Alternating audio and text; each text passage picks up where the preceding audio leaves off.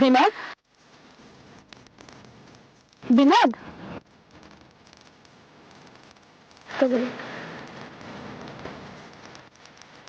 ಯಾಕೆ ಇಷ್ಟೊಂದು ಬೇಜಾರಾಗಿದ್ದೀರಾ?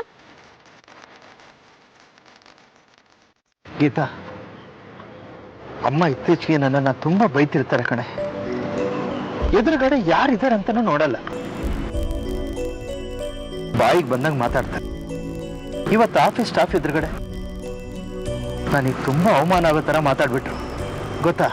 ಇದೇ ತರ ನನ್ಗೂ ಎಷ್ಟೊಂದು ಬೈತಿರ್ತಾರೆ. ನಾನು ಎಷ್ಟು ಸಲ ನಿಮ್ಗೆ ಹೇಳಿದ್ದೀನಿ, ಆಗೆಲ್ಲ ನೀವು ನನಗೆ ಬೈದು ಸುಮ್ಮನಿಸ್ತಿದ್ರಿ. ಈಗ ಗೊತ್ತಾಯ್ತಾ ನನ್ನ ನೋವು ಏನು ಅಂತ? ಗೀತಾ, ನಿನ್ನ ವಿಷಯನೇ ಬೇರೆ, ನನ್ನ ವಿಷಯನೇ ಬೇರೆ. ನಾನು ಅವ್ರ ಮಗ, ಅವ್ರಿಗಿರೋ ಅಷ್ಟೇ ಮರ್ಯಾದೆ ನನಗೂ ಇದೆ. ಆದರೂ ಅವ್ರು ಹಾಗೆಲ್ಲ ಮಾತಾಡೋದನ್ನ ಹೇಗೆ ಸಹಿಸ್ಕೊಳ್ಳೋದೇಳು? ಅವಮಾನ ಎಲ್ರಿಗೂ ಬಂದೆ, ಅದನ್ನ ಅನ್ಭವಿಸಿದವ್ರಿಗೆ ಮಾತ್ರ ಆ ನೋವೇನು ಅಂತ ಗೊತ್ತಾಗೋದು. ಈಗಲಾದರೂ ಅರ್ಥ ಮಾಡ್ಕೊಳ್ಳಿ. ಸುಮ್ಮನೆ ಕೊಂಕ್ ಮಾತಾಡಬೇಡ. ನಾನೇನು ಕೊಂಕ್ ಮಾತಾಡ್ತಿಲ್ಲ, ಇರೋದನ್ನೇ ಹೇಳ್ತಾ ಇದ್ದೀನಿ. ನಿಮ್ಮ ಅಮ್ಮನಿಗೆ ತುಂಬ ಅಹಂಕಾರನೇ ಇದೆ. ಮತ್ತೊಬ್ಬರಿಗೆ ಹೇಗೆ ಮರ್ಯಾದೆ ಕೊಡಬೇಕು ಅನ್ನೋದೇ ಗೊತ್ತಿಲ್ಲ. ನನಗೂ ಇದನ್ನು ಸಹಿಸ್ಕೊಂಡು ಸಾಕಾಗ್ಬಿಟ್ಟಿದೆ. ನೋಡು ಗೀತಾ, ನೀನು ನನ್ನ ಹೆಂಡತಿ. ಸೊ ನನಗೆಷ್ಟು ಮರ್ಯಾದೆ ಕೊಡ್ತೀವೋ ನನ್ನ ತಾಯಿಗೂ ಅಷ್ಟೇ ಮರ್ಯಾದೆ ಕೊಡಬೇಕು. ಅಷ್ಟಕ್ಕೂ ನನ್ನ ಅವ್ರ ವಿಚಾರ, ಇದ್ರ ಮಧ್ಯ ನೀನು ತಲೆ ಹಾಕ್ಬೇಡ. ತಗೊಳ್ಳಿ. ಹಾಗಾದರೆ ಅವ್ರು ಮಾಡೋ ಅವಮಾನಗಳನ್ನೆಲ್ಲ ಸಹಿಸ್ಕೊಂಡಿರ್ಬೇಕಾ? ಆಗ ನಿಮ್ಗೆ ಒಳ್ಳೊಳ್ಳಾಗಿರ್ತೀನ?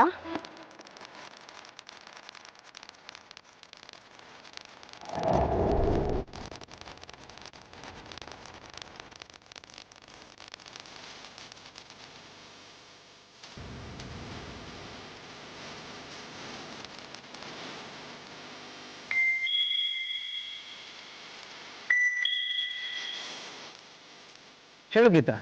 ವಿನೋದ್, ನಾನು ಶಾಪಿಂಗ್ಗೆ ಅಂತ ಅತ್ತೆ ಜೊತೆ ಬಂದಿದ್ದೆ. ಅವ್ರಿಲ್ಲೇ ಇರೋಕ್ ಹೇಳಿ ಎಲ್ಲ ಹೋದ್ರು. ತುಂಬಾ ಹೊತ್ತಾಯ್ತು, ಇನ್ನೂ ಬಂದಿಲ್ಲ.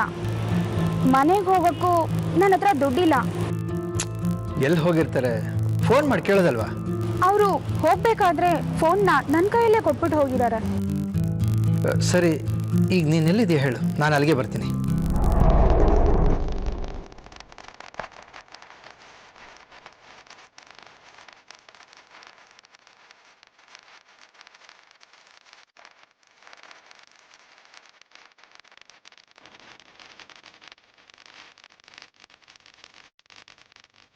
ಎಲ್ಲಿ ಹೋದ್ರಿ ಇವರು? ಛೇ,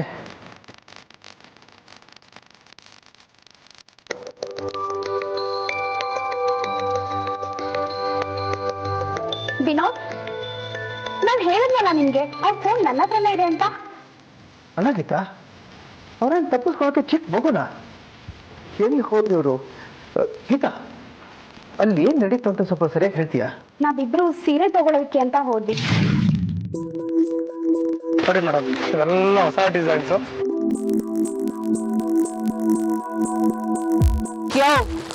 ಹೊಸ ಡಿಸೈನು ಅಂತ ಹಳೆ ಡಿಸೈನ್ ತೋರಿಸ್ತಾ ಇದೆಯಲ್ಲ, ಮಾಡಕ್ ಬೇರೆ ಕೆಲಸ ಇಲ್ವಾ? ಹೊಸದನ್ನ ಇದ್ರೆ ತೋರ್ಸಯ್ಯ. ಆ ಥರ ಏನಿಲ್ಲ ಮೇಡಮ್, ಇಲ್ಲಿ ನೋಡಿ, ಇದು ನಿನ್ನೆ ತಾನೇ ಬಂದಿರೋ ಲೇಟೆಸ್ಟ್ ಡಿಸೈನ್. ಹೌದತ್ತೆ, ಇದು ಹೊಸದೆ. ನಾವು ಹೋದ್ಸತಿ ಬಂದಿದ್ದಾಗ ಇದಿರ್ಲಿಲ್ಲ. ನೋಡಿ ಎಷ್ಟು ಚೆನ್ನಾಗಿದೆ. ಸುಮ್ಮನೆ ಬಾಯಿ ಮುಚ್ಕೊಂಡು ನಿಂತ್ಕೊ. ನಾನು ನಿನ್ನನ್ನು ಕೇಳಿದ್ನ ಯಾವ್ದು ತಗೋಬೇಕು ಯಾವ್ದು ತಗೋಬಾರ್ದು ಅಂತ ನನಗೆ ಚೆನ್ನಾಗಿ ಗೊತ್ತು. ಹೊಸ ಡಿಸೈನ್ ಯಾವ್ದನ್ನ ಇದ್ರೆ ತೋರ್ಸಯ್ಯ. ಆ ಥರ ಏನಿಲ್ಲ ಮೇಡಮ್, ಎಲ್ಲ ಡಿಸೈನು ತೋರಿಸಿದ್ದೀನಿ. ಇನ್ಯಾವ್ದು ತೋರಿಸ್ಲಿ ಹೇಳಿ? ಹಾಗಾದ್ರೆ ನೀನೇ ಇಟ್ಕೋ. ಏ ಗೀತಾ, ನಡಿ ಹೋಗೋಣ. ಇವನ ಹತ್ರ ಬಟ್ಟೆ ವ್ಯಾಪಾರ ಮಾಡ್ತಾ ನಿಂತ್ಕೊಂಡು ಟೈಮ್ ವೇಸ್ಟ್ ಮಾಡೋದು ದಂಡ. ಪ್ರತಿ ಸಲದ ಹಾಗೆ ಇವತ್ತು ಅಂಗಡಿಯವನ ಹತ್ರ ಜಗಳ ಮಾಡ್ಕೊಂಡು ಬಂದ್ರು. ಸ್ವಲ್ಪ ದೂರ ನಡ್ಕೊಂಡು ಹೋದ್ವಿ. ಆಗ ಸ್ವಲ್ಪ ಹೊತ್ತು ಇಲ್ಲೇ ವೇಟ್ ಮಾಡು, ಬರ್ತೀನಿ ಅಂತ ಹೇಳಿ ಹೋದ್ರು.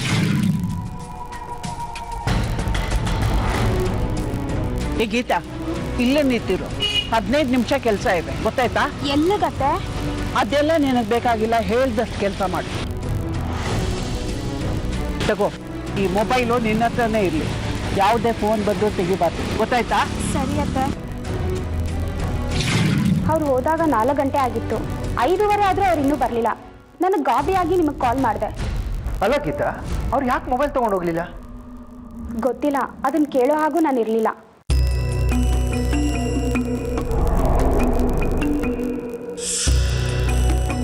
ಗೀತಾ, ಟೈಮ್ 8:30 ಆಗ್ತಾ ಇದೆ. ಅಮ್ಮ ಇನ್ನೂ ಬಂದೇ ಇಲ್ಲ. ಒಂದಷ್ಟು ಕಡೆ ವಿಚಾರಿಸಿ ನೋಡಿ. ಎಲ್ಲ ಕಡೆ ವಿಚಾರಿಸಿ ನೋಡಿದೆ, ಯಾರಿಗೂ ಗೊತ್ತಿಲ್ಲ. ಆಫೀಸ್ ಕಡೆನೂ ಹೋಗಿಲ್ವಂತೆ. ಹೌದಾ? ಏನು ಮಾಡಬೇಕು ಅಂತಾನೆ ಗೊತ್ತಾಗ್ತಿಲ್ಲ ಗೀತಾ. ವಿನೋದ್, ಯಾವುದಕ್ಕೂ ಪೊಲೀಸರು ವಿಷಯ ತಿಳಿಸೋದು ಒಳ್ಳೇದನ್ಸುತ್ತೆ. ಅವರು ಇದಕ್ಕೂ ಮೊದಲು ಈ ಥರ ಎಲ್ಲಿಗೆ ಅಂತ ಹೇಳದೆ ಎಲ್ಲಿಗಾದ್ರೂ ಹೋಗಿದ್ರಾ? ಐ ಮೀನ್ ಮೊಬೈಲನ್ನು ಜೊತೆಯಲ್ಲಿ ಇಟ್ಕೊಳ್ದೆ ಹೋಗಿದ್ರಾ? ಇಲ್ಲ ಸರ್, ಇದೇ ಫಸ್ಟ್ ಟೈಮ್ ಹೀಗೆ ಮಾಡಿರೋದು. ಅದಕ್ಕೆ ಸರ್ ತುಂಬ ಟೆನ್ಷನ್ ಆಗ್ತಿದೆ. ನಿಮ್ಮ ಕೈಗೆ ದುಡ್ಡು ಕೊಡದೆ ನಿಮ್ಮನ್ನು ಒಂಟಿಯಾಗಿ ಬಿಟ್ಬಿಟ್ಟು ಹೋದರು, ಹೌದಾ? ಹೌದು ಸರ್. ಹಾಗಿದ್ಮೇಲೆ ಮೊಬೈಲನ್ನು ಮಾತ್ರ ಯಾಕೆ ಕೊಟ್ಬಿಟ್ಟು ಹೋದರು? ನಾನು ಅವ್ರಿಗೇನು ಪ್ರಶ್ನೆ ಮಾಡೋ ಹಾಗಿರಲಿಲ್ಲ ಸರ್.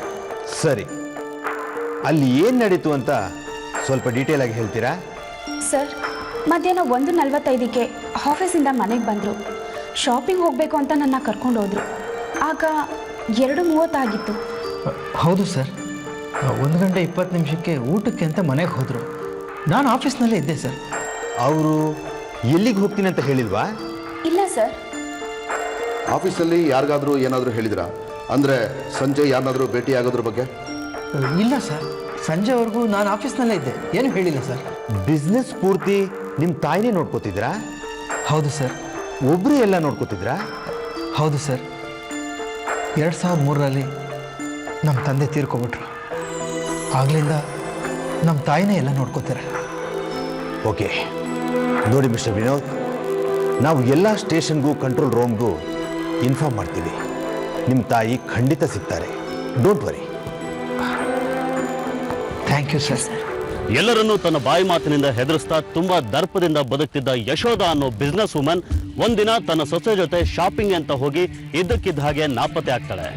ಯಶೋಧಳ ಸೊಸೆ ಹೇಳೋ ಪ್ರಕಾರ ಯಶೋಧ ತಾನೇ ಎಲ್ಲೋ ಹೋಗಿ ಬರ್ತೀನಿ, ವೆಯ್ಟ್ ಮಾಡ್ತಾ ಇರು ಅಂತ ಹೇಳಿ ಹೋಗ್ತಾಳಂತೆ.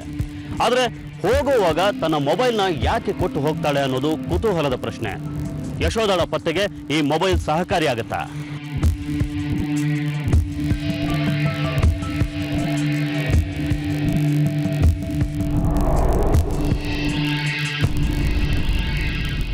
ಯಶೋಧ ಅವರು ಕಾಣೆಯಾಗಿ 18 ಗಂಟೆಗಳಿಗಿಂತ ಹೆಚ್ಚು ಸಮಯ ಆಗಿದೆ. ಸರ್, ಇದರಲ್ಲಿ ಏನಾದರೂ ಗೋಲ್ಮಾಲ್ ಇದೆಯಾ? ಅಥವಾ ಯಶೋಧ ಅವರು ತನ್ನನ್ನು ತಾನೇ ಕಿಡ್ನಾಪ್ ಮಾಡ್ಕೊಂಡಿದ್ದೀರಾ? ಯಾಕೆಂದರೆ ಅವರು ಶಾಪಿಂಗಿಗೆ ಅಂತ ಹೇಳಿ ಆಫೀಸ್ನ 1:20ಕ್ಕೆ ಬಿಟ್ಟಿದ್ದಾರೆ. ಆದರೆ ಯಾವುದೇ ಶಾಪಿಂಗ್ನ ಮಾಡಿಲ್ಲ. ಇನ್ನೊಂದು 15 ನಿಮಿಷ ಬಿಟ್ಟು ಬರ್ತೀನಿ ಅಂತ ಹೇಳಿ ತಮ್ಮ ಮೊಬೈಲ್ನ ಕೊಟ್ಟು ಹೋಗಿದ್ದಾರೆ. ಯಶೋಧ ಅವರು ತಾನಾಗೆ ಕಾಣೆಯಾಗಿದ್ದಾರಾ, ಇಲ್ಲ ಅವರು ಕಾಣೆಯಾಗಿರೋದ್ರ ಹಿಂದೆ ಯಾರಾದರೂ ಇದ್ದಾರಾ? ಏನಾದರೂ ದ್ವೇಷ ಇತ್ತಾ? ಇದನ್ನ ನಾವು ಮೊದಲು ಕಂಡು ಹಿಡಿಬೇಕು.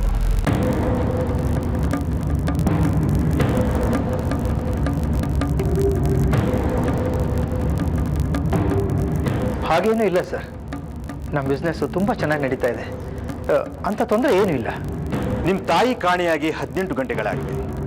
ಆದರೂ ಇನ್ನೂ ಏನೂ ನ್ಯೂಸ್ ಬಂದಿಲ್ಲ ಅಂದಮೇಲೆ ಏನಾದರೂ ರೀಸನ್ ಇರಲೇಬೇಕಲ್ವಾ? ನಿಮಗೆ ಎಲ್ರಿಗಿಂತ ಚೆನ್ನಾಗಿ ಗೊತ್ತಿರತ್ತೆ. ಹೇಳಿ, ಯಾರ ಜೊತೆಗಾದರೂ ತಕರಾರಿತ್ತಾ ಅಥವಾ ಅವರಿಗೆ ಯಾರಿಂದಲಾದರೂ ತೊಂದರೆ ಆಗೋ ಚಾನ್ಸ್ ಇತ್ತಾ? ಆ ಕಾರಣಕ್ಕೆ ಯಾರಾದರೂ ಅವ್ರನ್ನ ಮಾತಾಡಬೇಕು ಅಂತ ಕರೆದು ತೊಂದರೆ ನೀಡಿರಬಹುದು. ತೊಂದರೆನಾ? No way sir. ಸರ್, ಅವ್ರಿಗೆ ಯಾರ ಮೇಲೂ ಯಾವ ರೀತಿಯೂ ದ್ವೇಷ ಇರಲಿಲ್ಲ ಸರ್. ನಿಮ್ಮ ಹೆಂಡತಿ ಹೇಳೋ ಪ್ರಕಾರ ನಿಮ್ಮ ತಾಯಿ ತಾನಾಗೇ ಹೋಗಿದ್ದಾರೆ, ಯಾರನ್ನೋ ಮಾತಾಡ್ಸೋಕಂತ ಹೋಗಿದ್ದಾರೆ. ಅಲ್ಲೇ ಯಾರೋ ಕಿಡ್ನಾಪ್ ಮಾಡಿರೋ ಚಾನ್ಸಸ್ ಇರ್ಬೋದು. ನನಗೇನು ಅರ್ಥ ಆಗ್ತಿಲ್ಲ ಸರ್. ಸರ್, ಬಿಸ್ನೆಸ್ ಅಂದಮೇಲೆ ಪೈಪೋಟಿ ಇದ್ದೇ ಇರುತ್ತೆ. ಆದರೆ ಹೊರಗಡೆ ಅಂಥದ್ದು ಏನೂ ಇರಲಿಲ್ಲ ಸರ್. ನಿಮಗೆ ಬೇರೆ ಯಾರ ಮೇಲಾದರೂ ಡೌಟ್ ಇದೆಯಾ? ಏನು ಹೇಳ್ತಾ ಇದ್ದೀರಾ ಸರ್? ದ್ವೇಷನ? ಅದು ಯಶೋಧ ಅವ್ರ ಜೊತೆ? ಯಾಕಿರಬಾರ್ದು? ತುಂಬ ದೊಡ್ಡ ಬಿಸ್ನೆಸ್ ಅಂದಮೇಲೆ ದ್ವೇಷ ಮಾಡೋರು ಇರ್ಬೋದಲ್ವಾ? ಇರಬಹುದು. ನಮ್ಮದೂ ಅಷ್ಟೇ ದೊಡ್ಡ ಬಿಸ್ನೆಸ್ ಇದೆ. ಆದರೆ ವ್ಯವಹಾರದಲ್ಲಿ ನಾವು ಕೆಲವು ಸಿದ್ಧಾಂತಗಳನ್ನ ಇಟ್ಕೊಂಡಿರ್ತೀವಿ. ಅವ್ರ ವ್ಯವಹಾರದಲ್ಲಿ ನಾವು ತಲೆ ಹಾಕೋದೇ ಇಲ್ಲ. ಯಶೋಧ ಅವ್ರ ಬಗ್ಗೆ ನಿಮ್ಮ ಅಭಿಪ್ರಾಯ ಏನು? ಯಶೋಧ ಅವರು ತುಂಬ ಮರ್ಯಾದಸ್ಥ ಹೆಂಗಸು ಸರ್. ಅವ್ರಿಗೆ ತುಂಬ ಒಳ್ಳೆ ಹೆಸರಿದೆ. ಅವ್ರಿಗೆ ಅವ್ರದ್ದೇ ಆದ ಕ್ಲೈಂಟ್ ಇದ್ದಾರೆ, ನಮಗೆ ನಮ್ಮದೇ ಆದ ಕ್ಲೈಂಟ್ ಇದ್ದಾರೆ. ವ್ಯವಹಾರದಲ್ಲಿ ಆರೋಗ್ಯಕರವಾಗಿ ಪೈಪೋಟಿ ನಡೆಸ್ತೀವಿ. ಅವರ ನಮ್ಮ ಮಧ್ಯೆ ಅಂತ ದ್ವೇಷ ಏನಿಲ್ಲ ಸರ್. ಸರ್, ನಾನು ಎಲ್ಲ ಚೆಕ್ ಮಾಡಿದ್ದೀನಿ ಸರ್. ಎಲ್ಲ ರೆಕಾರ್ಡ್ಸು ಪರ್ಫೆಕ್ಟ್ ಆಗಿದೆ. ಮತ್ತೇನು ಕಾರಣ ಇರಬಹುದು? ಒಂದು ದಿನ ಕಳೆದು ಹೋಗಿದೆ, ಯಾವ ಇನ್ಫಾರ್ಮೇಶನ್ ಕೂಡ ಇಲ್ಲ. ಈ ವಿಷಯಕ್ಕೆ ಸಂಬಂಧಪಟ್ಟಂಗೆ ಯಾವುದೇ ಹಾಸ್ಪಿಟಲ್ದಾಗಲಿ ಮತ್ತೆ ಪೊಲೀಸ್ ಸ್ಟೇಷನ್ದಾಗಲಿ ಯಾವುದೇ ಕಾಲ್ ಬಂದಿಲ್ಲ ಸರ್. ಬಹುಶಃ ಇದು ಅವರ ಫ್ಯಾಮಿಲಿ ಮ್ಯಾಟರ್ ಆಗಿರ್ಬೋದಾ? ಸರ್, ನಾನು ಯಶೋಧ ಮೇಡಮ್ ಮನೇಲಿ 6 ವರ್ಷದಿಂದ ಕೆಲಸ ಮಾಡ್ತಾ ಇದ್ದೀನಿ ಸರ್. ಇಡೀ ದಿನ ಅಲ್ಲೇ ಇರ್ತೀರಾ? ಇಲ್ಲ ಸರ್, ಆ ಅಮ್ಮ ತುಂಬ ಕಿರಿಕು. ಸೊಸೆ ಜೊತೆ ಹೇಗಿದ್ರು? ಪಾಪ ಯಾವಾಗಲೂ ಬೈತಾ ಇದ್ರು ಸರ್. ಬೈತಿದ್ರು ಅಂದರೆ ಗೀತಾ ಮೇಡಮ್ ತಪ್ಪು ಮಾಡಿದ್ರು ಬೈತಾ ಇದ್ರು, ತಪ್ಪು ಮಾಡಲಿಲ್ಲ ಅಂದರೂ ಬೈತಾ ಇದ್ರು. ಕೆಲಸ ಎಲ್ಲ ಅವ್ರು ಮಾಡೋ ಕೆಲಸದಲ್ಲಿ ತಪ್ಪು ಹುಡುಕಿ ಬೈತಾ ಇದ್ರು ಸರ್. ಏನೇ ಇದು ದಿನ ಇದನ್ನೇ ಬೇಯಿಸಾಕ್ತಾ ಇದೆಯಲ್ಲ? ಬೇರೆ ತರಕಾರಿ ತಗೊಂಡು ಬಂದು ಪಲ್ಯ ಮಾಡೋಕ್ಕಾಗಲ್ವಾ? ಅತ್ತೆ, ನೀವು ಕೊಡೋ ದುಡ್ಡಲ್ಲಿ ಇದನ್ನೇ ಮಾಡಿ ಹಾಕೋಕ್ಕಾಗೋದತ್ತೆ? ನಾನು ದುಡ್ಡನ್ನ ಲೆಕ್ಕ ಮಾಡ್ಕೊಡ್ತೀನಿ ನಿಜ, ಆದ್ರೆ ಬೇರೆ ತರಕಾರಿ ತರಬೇಡ ಅಂತ ನಾನು ಹೇಳಿಲ್ವಲ್ಲ. ತರಕಾರಿ ರೇಟು ಜಾಸ್ತಿ ಆಗಿದೆ ಅತ್ತೆ, ನಿಮಗೆ ಗೊತ್ತಿಲ್ಲ. ನೀವು ಕೊಡೋದ್ರಲ್ಲೇ ಅಡ್ಜಸ್ಟ್ ಮಾಡ್ಕೊಂಡು ಮಾಡ್ತಾ ಇದೀವಿ.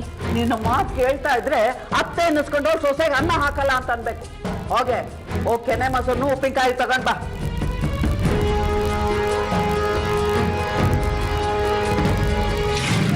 ಪಾಪ ಗೀತಾ ಮೇಡಮ್ ಅವರಿಂದ ತುಂಬ ನೊಂದಿದ್ರು ಸರ್. ಅದಕ್ಕೆ ಅವಾಗ ಅವ್ರ ತಾಯಿ ಮನೆಗೆ ಹೋಗ್ತಾ ಇದ್ರು. ಅವ್ರ ತಂದೆ ತಾಯಿ ಇಲ್ಲೇ ಇದ್ದಾರಾ? ಹೌದು ಸರ್. ಎಲ್ಲಿ? RT ನಗರದಲ್ಲಿ ಸರ್. ನಮಗೂ ವಿಷಯ ಗೊತ್ತಾಯ್ತು ಸರ್. ನಮಗೂ ತುಂಬ ಆತಂಕ ಆಗಿದೆ. ಯಶೋಧ ಅವ್ರನ್ನ ಕೊನೆಯದಾಗಿ ನೋಡಿದ್ದು ನಿಮ್ಮ ಮಗಳು. ನಮ್ಮ ಇನ್ವೆಸ್ಟಿಗೇಷನ್ ನಡೀತಿರೋದೇ ಅವಳು ಕೊಟ್ಟಿರೋ ಸ್ಟೇಟ್ಮೆಂಟ್ ಆಧಾರದ ಮೇಲೆ. ಅದಕ್ಕೆ ನಿಮ್ಮ ಹತ್ರ ಮಾತಾಡೋಕೆ ಬಂದಿರೋದು. ಸರ್, ಗೀತಾ ತುಂಬ ಹೆದರಿದಾಳೆ ಪಾಪ, ಮತ್ತಷ್ಟು ಅವಳನ್ನ ಭಯಪಡಿಸ್ಬೇಡಿ ಸರ್. ನಿಮ್ಮ ಮಗಳಿಗೂ ಅವರ ಅತ್ತೆಗೂ ಆಗ ಬರಲ್ಲ ಅಂತ ಗೊತ್ತಾಯಿತು. ನೀವೇನು ಹೇಳ್ತೀರಿ? ಯಶೋಧ ತುಂಬ ದರ್ಪದ ಹೆಂಗಸು, ಯಾವಾಗಲೂ ನನ್ನ ಮಗಳನ್ನ ಬೈತಾನೆ ಇರ್ತಿದ್ಲು. ಇದರಿಂದ ನನ್ನ ಮಗಳು ತುಂಬ ನೊಂದ್ಕೋತಾ ಇದ್ಲು. ಇಲ್ಲಿ ಬಂದಾಗೆಲ್ಲ ಅವ್ರ ಮೇಲೆ ಕಂಪ್ಲೇಂಟ್ ಹೇಳ್ತಾ ಇದ್ಲು. ಆಗೆಲ್ಲ ನಾನು ಸಮಾಧಾನ ಪಡಿಸಿ, ನೋಡಮ್ಮ, ಈ ಜಗತ್ತಿನಲ್ಲಿ ಮನಸ್ತಾಪ ಇಲ್ಲದೆ ಇರೋ ಅತ್ತೆ ಸೊಸೆ ಇಲ್ವೇ ಇಲ್ಲ ಅಂತ ಹೇಳಿ, ಜೊತೆಗೆ ಅವರು ನಿಂಗೆ ತಾಯಿ ಸಮಾನ, ತಲೆ ತಗ್ಸಿ ನಡ್ಕೋ ಅಂತ ಸಮಾಧಾನ ಹೇಳ್ತಾ ಇದ್ದೆ. ಅವಳಿಗೆ ಬೇಸರ ಕಳೆಯವರೆಗೂ ಇದ್ಬಿಟ್ಟು ವಾಪಸ್ ಹೊರಟೋಗ್ತಾ ಇದ್ಲು. ವಿಶ್ವನಾಥ್ ಇದೀರಾ ಮನೇಲಿ? ಓಹ್, ಗೆಸ್ಟ್ ಬಂದಿದ್ದಾರೆ ಅಂತ ಕಾಣುತ್ತೆ. ನಾನು ಆಮೇಲೆ ಬರ್ತೀನಿ. ಕೃಷ್ಣಮೂರ್ತಿ ಅವರೇ, ಬನ್ನಿ ಬನ್ನಿ, ಪರವಾಗಿಲ್ಲ. ಇವರು ಇನ್ಸ್ಪೆಕ್ಟ್ರು, ವಿಚಾರಣೆ ಬಂದಿದ್ದಾರೆ ಅಷ್ಟೇ. ಸರ್, ಇವರು ಕೃಷ್ಣಮೂರ್ತಿ ಅಂತ ನಮ್ಮ ಮನೆ ಓನರು. ತುಂಬ ಒಳ್ಳೆಯ ಜನ. ನಮ್ಮ ಮಗಳು ಗೀತನ ತನ್ನ ಮಗಳು ಅಂತಲೇ ತಿಳ್ಕೊಂಡಿದ್ದಾರೆ ಸರ್. ನಮಸ್ಕಾರ ಸರ್. ಸರ್, ನನಗೆ ಎಷ್ಟು ಗೊತ್ತಿತ್ತೋ ಅದನ್ನು ನಾನು ಅವತ್ತೇ ಹೇಳಿದ್ನಲ್ವ ಸರ್? ಒಂದು ವಿಷಯ ಬಿಟ್ಟು. ಯಾವ ವಿಷಯ ಸರ್? ವಿನೋದ್ ಮತ್ತು ಯಶೋಧಾರ ನಡುವೆ ಮನಸ್ತಾಪ ಇತ್ತು ಅನ್ನೋ ವಿಷಯ. ಹಾಗೇನಿರಲಿಲ್ಲ ಸರ್. ಯಶೋಧ ಅವರಿಗೆ ಅವ್ರ ಮಗನ ಮೇಲೆ ತುಂಬಾ ಪ್ರೀತಿ ಇತ್ತು. ಸ್ವಲ್ಪ ಸಡ್ಲಾಗ್ಬಿಟ್ರೆ ಎಲ್ಲಿ ಅವನು ವ್ಯವಹಾರನ ಹಾಳು ಮಾಡ್ಬಿಡ್ತು ಅನ್ನೋ ಬೈಕೆ ಸ್ವಲ್ಪ ಭಯದಲ್ಲೇ ಇಟ್ಟಿದ್ರು. ಈ ದುಡ್ಡಿನ ವಿಷಯದಲ್ಲಿ ವಿನೋದನ್ನ ಹೇಗಿಟ್ಟಿದ್ರು? ಆಫೀಸಲ್ಲಿ ಅವರು ಎಲ್ಲ ಕೆಲಸಗಾರ ಥರನೇ ಕೆಲಸ ಮಾಡಬೇಕಾಗಿತ್ತು ಸರ್. ದುಡ್ಡಿನ ವಿಚಾರದಲ್ಲಿ ಅವ್ರನ್ನ ಹತ್ರ ಸೇರಿಸ್ತಾ ಇರಲಿಲ್ಲ. ಖರ್ಚಿಗೆ ಎಷ್ಟು ಬೇಕೋ ಅಷ್ಟು ಕೊಡ್ತಾಯಿದ್ರು, ಆದರೆ ಅದಕ್ಕೂ ಲೆಕ್ಕ ಕೊಡಬೇಕಾಗಿತ್ತು. ನೀವಿನ್ನು ಹೊರಡಿ. ಯಶೋಧ ಅವರು ನಾಪತ್ತೆಯಾಗಿ ಇಂದಿಗೆ 3 ದಿನ ಆಗಿದೆ. ಆದರೆ ಇದುವರೆಗೂ ಅವ್ರ ಬಗ್ಗೆ ಯಾವ ನ್ಯೂಸ್ ಕೂಡ ಇಲ್ಲ. ಒಂದು ವಿಷಯ ಗೊತ್ತಾಗಿದೆ. ಏನು? ಯಶೋಧ ಅವ್ರಿಗೆ ಅವ್ರ ಮಗ ಮತ್ತು ಸೊಸೆ ಜೊತೆ ಸಂಬಂಧ ಅಷ್ಟು ಚೆನ್ನಾಗಿರಲಿಲ್ಲ. ಅಂದರೆ ಅವರು ಕಾಣೆಯಾಗಿರೋದ್ರ ಹಿಂದೆ ಮಗ ಸೊಸೆ ಪಾತ್ರ ಇದೆ. ಇದ್ರೂ ಇರ್ಬೋದು. ಬಿಸ್ನೆಸ್ಗೆ ಸಂಬಂಧಪಟ್ಟ ಕಾರಣದಿಂದ ಯಶೋಧ ಕಾಣೆ ಆಗಿರ್ಬೋದು ಅಂತ ಪೊಲೀಸ್ನವರು ಮೇಲ್ನೋಟಕ್ಕೆ ಅನುಮಾನ ಪಡ್ತಾರೆ. ಆದರೆ ತನಿಖೆ ಮುಂದುವರೆದ ಹಾಗೆ ಯಶೋಧ ಮತ್ತು ಗೀತಾ ನಡುವಿನ ಸಂಬಂಧ ಅಷ್ಟು ಚೆನ್ನಾಗಿರಲಿಲ್ಲ ಅನ್ನೋದು ಪೊಲೀಸ್ನವ್ರಿಗೆ ಗೊತ್ತಾಗುತ್ತೆ. ಜೊತೆಗೆ ಬಿಸ್ನೆಸ್ನಲ್ಲೂ ಯಾರ ಜೊತೆನೂ ದ್ವೇಷ ಕಟ್ಕೊಂಡಿರಲಿಲ್ಲ ಅನ್ನೋದು ಗೊತ್ತಾಗುತ್ತೆ. ಹೀಗಾಗಿ ಪೊಲೀಸ್ನವರು ವಿನೋದ್ ಮತ್ತು ಗೀತಾ ಮೇಲೆ ಅನುಮಾನ ಪಡ್ತಾರೆ. ನಮ್ಮತ್ತೆ ನಾಪತ್ತೆ ಆಗಿರೋದ್ರಿಂದ ನನ್ನ ಕೈವಾಡ ಇದೆ ಅಂತ ಹೇಳ್ತೀರಾ ಸರ್? ನಿಮಗೂ ನಿಮ್ಮ ಅತ್ತೆಗೂ ಆಗ್ತಿರ್ಲಿಲ್ಲ ಅಲ್ವಾ ಸರ್? ನಮ್ಮ ಅತ್ತೆಗೆ ಮನೆಯಲ್ಲಿ, ಆಫೀಸಲ್ಲಿ ಎಲ್ಲ ಕಡೆನೂ ಅವ್ರು ಹೇಳ್ದಾಗೆ ಆಗಬೇಕಾಗಿತ್ತು. ಹಾಗಾಗಿ ನನ್ನ ಹತ್ರನೂ ಸ್ಟ್ರಿಕ್ಟ್ ಆಗಿರ್ತಿದ್ರು. ಇದರಿಂದ ನನಗೆ ಬೇಸರ ಆಗಿದ್ದಂತೂ ನಿಜ. ಅದರ ಅರ್ಥ ನಾನು ಈಗೆಲ್ಲ ಮಾಡ್ತೀನಿ ಅಂತನಾ? ನೋಡಿ, ನಮಗೆ ನಿಮ್ಮ ಮೇಲೆ ಅನುಮಾನ ಬರೋದಕ್ಕೆ ಅದೊಂದೇ ಅಲ್ಲ, ಇನ್ನೂ ಒಂದು ಕಾರಣ ಇದೆ. ಅವರು ಕಾಣೆಯಾಗೋದಕ್ಕಿಂತ ಮುಂಚೆ ಅವ್ರ ಜೊತೆ ಇದ್ದಿದ್ದು ನೀವು ಮಾತ್ರ ಅಲ್ವಾ? ಇದರಲ್ಲಿ ನನ್ನ ತಪ್ಪೇನಿದೆ ಸರ್? ಅವರೇ ನನ್ನ ಶಾಪಿಂಗ್ ಕರ್ಕೊಂಡು ಹೋಗಿದ್ದು. ಓಕೆ, ಅವ್ರು ಹೋಗೋಕ್ಕೆ ಮುಂಚೆ ಅವ್ರ ಮೊಬೈಲನ್ನು ನಿಮ್ಮ ಹತ್ರ ಯಾಕೆ ಕೊಟ್ಟು ಹೋದರು? ಎಲ್ಲಿಗೆ ಹೋದರು? ನನಗೆ ಗೊತ್ತಿಲ್ಲ ಸರ್. ಅವ್ರು ಶಾಪಿಂಗ್ ಹೋಗಬೇಕಾದ್ರೆ ನನ್ನೇ ಕರ್ಕೊಂಡು ಹೋಗೋದು. ಆದರೆ ಅವ್ರೇನು ತಗೋತಾ ಇರಲಿಲ್ಲ. ಅದೇ ನನಗೆ ಅರ್ಥ ಆಗ್ತಿರ್ಲಿಲ್ಲ. ಇನ್ನು ಮೊಬೈಲ್ ಯಾಕೆ ಕೊಟ್ಟೋದ್ರು, ಎಲ್ಲಿಗೆ ಹೋದ್ರು ಅಂತ ನನಗೆ ಹೇಗೆ ಸರ್ ಗೊತ್ತಾಗುತ್ತೆ? ನನ್ನ ಮನೆಗೆ ಹೋಗೋದಕ್ಕೂ ದುಡ್ಡಿಲ್ದಂಗೆ ಮಾಡಿಬಿಟ್ಟು ಹೋದರು. ಹಾಗಾದ್ರೆ ನಿಮ್ಮ ಗಂಡ ವಿನೋದ್ ಏನಾದರೂ ಇದರ ಹಿಂದೆ ಇದ್ದಾರಾ? ವಿನೋದ ಅವ್ರು ಯಾಕೆ ಸರ್ ಹೀಗೆ ಮಾಡ್ತಾರೆ? ಯಾಕಂದ್ರೆ ಇದರಿಂದ ಅವರಿಗೆ ಪ್ರಾಫಿಟ್ಟು, ಇಡೀ ಆಸ್ತಿ ಬಿಸ್ನೆಸ್ಸು ಅವರಿಗೆ ಸಿಗತ್ತೆ. ತನ್ನ ತಾಯಿ ಇದ್ರೆ ಒಂದೊಂದು ರೂಪಾಯಿಗೂ ಬೇಡಬೇಕಾಗತ್ತೆ, ಅವರೇ ಇಲ್ಲ ಅಂದ್ರೆ ನೆಮ್ಮದಿಯಾಗಿ ಇರಬಹುದು ಅನ್ನೋ ಯೋಚನೆ ಮಾಡಿರ್ಬಹುದಲ್ವಾ? ಸರ್, ನಾನು ಬೇಡ ಅಂದರೂ ಈ ಆಸ್ತಿ ಬಿಸ್ನೆಸ್ಸು ಎಲ್ಲ ನನಗೆ ಸೇರುತ್ತೆ ಸರ್. ಯಾಕೆಂದರೆ ನನ್ನ ತಾಯಿಗೆ ನಾನು ಒಬ್ಬನೇ ಮಗ. ಅಂಥದ್ರಲ್ಲಿ ಹೀಗೆಲ್ಲ ಮಾಡೋ ಅಗತ್ಯ ನನಗೇನಿದೆ? ನೋಡಿ ಮಿಸ್ಟರ್ ವಿನೋದ್, ಯಶೋಧ ಅವರು ತುಂಬ ಸ್ಟ್ರಿಕ್ಟ್ ಆಗಿದ್ರು. ನೀವು ಖರ್ಚು ಮಾಡುವ ಪ್ರತಿಯೊಂದು ಪೈಸೆಗೂ ನೀವು ಅವರಿಗೆ ಲೆಕ್ಕ ಕೊಡಬೇಕಾಗಿತ್ತು. ಮದುವೆ ಆಗಿದ್ರು ನೀವು ಸ್ವತಂತ್ರವಾಗಿ ಖರ್ಚು ಮಾಡುವ ಅವಕಾಶ ಇರಲಿಲ್ಲ. ಇವೆಲ್ಲದರಿಂದ ನಿಮಗೆ ಅವರ ಮೇಲೆ ಕೋಪ ಇರಬಹುದಲ್ವಾ? ಆ ಕಾರಣಕ್ಕೆ ನಾನು ನನ್ನ ತಾಯಿಗೆ ತೊಂದರೆ ಮಾಡಿಬಿಡ್ತೀನಿ ಸರ್. ಅದನ್ನೇ ನಾನು ಕೇಳ್ತಾ ಇರೋದು. ಸರ್, ಹುಚ್ಚುಚ್ಚಾಗಿ ಮಾತಾಡಬೇಡಿ ಸರ್. ಅವರು ನನ್ನ ತಾಯಿ. ಅವ್ರು ತುಂಬ ಸ್ಟ್ರಿಕ್ಟು, ನಿಜ. ಅದನ್ನು ನಾನು ಚಿಕ್ಕ ವಯಸ್ಸಿಂದನೂ ನೋಡ್ತಾ ಬೆಳೆದವನು. ಅದೆಲ್ಲ ನನಗೆ ಅಭ್ಯಾಸ ಆಗೋಗಿದೆ. ನನ್ನ ತಾಯಿನ ಹುಡ್ಕೊಡೋಕ್ಕಾಗಲ್ಲ ಅಂತ ಕಾರಣಕ್ಕೆ ಈ ಕತೆ ಕಟ್ತಾ ಇದ್ದೀರಾ? ಕತೆ ಯಾರು ಕಟ್ತಿದ್ದಾರೆ ಅನ್ನೋದು ಸದ್ಯದಲ್ಲೇ ಗೊತ್ತಾಗತ್ತೆ. ನಿಜ ಒಪ್ಕೊಳ್ಳಿಲ್ಲ ಅಂದರೆ ಏನು ಸರ್ ನಿಮ್ಮ ಮಾತಿನ ಅರ್ಥ? ಖಂಡಿತ ನಾನೇನು ಮಾಡಿಲ್ಲ. ಸೊ ನೀವಿಲ್ಲ ಅಂದರೆ ನಿಮ್ಮ ಹೆಂಡತಿ ಏನಾದರೂ ಮಾಡಿರಬಹುದಾ? ಅವಳಾದರೂ ಯಾಕೆ ಸರ್ ಮಾಡ್ತಾಳೆ? ನಿಮ್ಮ ಹೆಂಡತಿ ಹೇಳೋ ಸ್ಟೋರಿ ಮೇಲೆ ನಮಗೆ ನಂಬಿಕೆ ಬರ್ತಿಲ್ಲ. ನಿಮ್ಮ ತಾಯಿ ಹೋಗೋದಕ್ಕಿಂತ ಮುಂಚೆ ಪರ್ಟಿಕ್ಯುಲರ್ ಆಗಿ ಮೊಬೈಲ್ನ ಕೊಟ್ಟು ಹೋಗ್ತಾರೆ. ಅದಕ್ಕೆ ರೀಸನ್ ಇಲ್ಲ. ಸರ್, ಗೀತಾ ತುಂಬ ಮುಗ್ದೆ ಸರ್. ಅವಳು ಸುಳ್ಳು ಹೇಳೋ ಅಂಥವಳಲ್ಲ. ಅವಳಿಗೆ ನಮ್ಮ ತಾಯಿ ವರ್ತನೆಯಿಂದ ಬೇಜಾರಾಗಿತ್ತು, ನಿಜ. ಅಷ್ಟಕ್ಕೆ ಹೀಗೆ ಮಾಡ್ತಾಳೆ ಅಂದರೆ ನಾನು ಒಪ್ಪಲ್ಲ ಸರ್. ನಿಮ್ಮ ತಾಯಿ ಇರೋವರೆಗೂ ನಿಮ್ಮ ಹೆಂಡತಿ ನೆಮ್ಮದಿಯಾಗಿ ಇರೋದಕ್ಕೆ ಸಾಧ್ಯ ಇಲ್ಲ ಅಂತ ಅವರಿಗೆ ಅನಿಸಿತ್ತು. ಹಾಗೆ ಅವ್ರ ಮೇಲೆ ಕೋಪನೇ ಇತ್ತು. ಇಷ್ಟು ಸಾಕಲ್ವಾ? ಸರ್, ಎಲ್ಲರ ಮನೆಯಲ್ಲೂ ಅತ್ತೆ ಸೊಸೆ ಜಗಳ ಇದ್ದೇ ಇರುತ್ತೆ. ಹಾಗಂತ ಎಲ್ಲರೂ ದ್ವೇಷ ಸಾಧಿಸ್ತಾರ ಸರ್? No sir. ನನ್ನ ಗೀತನ ಬಗ್ಗೆ ನನಗೆ ನಂಬಿಕೆ ಇದೆ. ಸರ್, ವಿನೋದ್ ಮತ್ತು ಗೀತಾ ಅವರ ಕಾಲ್ಸ್ ರೆಕಾರ್ಡ್ಸಿಂದ ಯಾವುದೇ ಕ್ಲೂ ಸಿಗ್ತಾ ಇಲ್ಲ ಸರ್. ನಮಗೆ ಡೌಟ್ ಬರುವಂಥ ಯಾವುದೇ ಕಾಲ್ಸ್ ಇಲ್ಲ ಸರ್. ಇವತ್ತಿಗೆ ಯಶೋಧ ಅವರು ನಾಪತ್ತೆಯಾಗಿ 5 ದಿವಸ ಆಗಿದೆ. ಆದರೆ ಒಂದೇ ಒಂದು ಕ್ಲೂ ಕೂಡ ಸಿಗ್ತಾ ಇಲ್ಲ. ಎಲ್ಗೋದ್ರು, ಏನಾದರೂ? ಸರ್, ನನಗನ್ಸುತ್ತೆ ಯಶೋಧ ಅವರು ತಾನಾಗೇ ಎಲ್ಲಾದರೂ ಹೋಗಿರ್ಬೋದು. ಇಲ್ಲ ಯಾವುದೋ ಸಮಸ್ಯೆಯಲ್ಲಿ ಸಿಕ್ಕಿ ಅದರಿಂದ ಹೊರಗಡೆ ಬರೋಕ್ಕಾಗದೆ ತಮ್ಮ ಸ್ವ ಇಚ್ಛೆಯಿಂದ ಎಲ್ಲ ಹೋಗಿರ್ಬೋದು. ಅದಕ್ಕೆ ಮೊಬೈಲ್ನ ಅವ್ರು ಕೊಟ್ಬಿಟ್ಟು ಹೋಗಿದ್ದಾರೆ. ಆದರೆ ಏನು ಕ್ಲೂ ಸಿಗ್ತಿಲ್ವಲ್ಲ.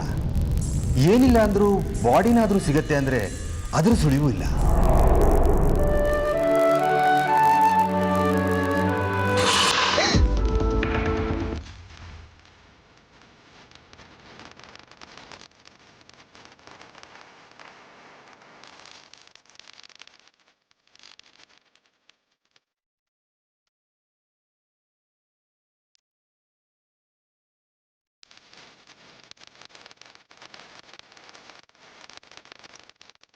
ಏನಿದು?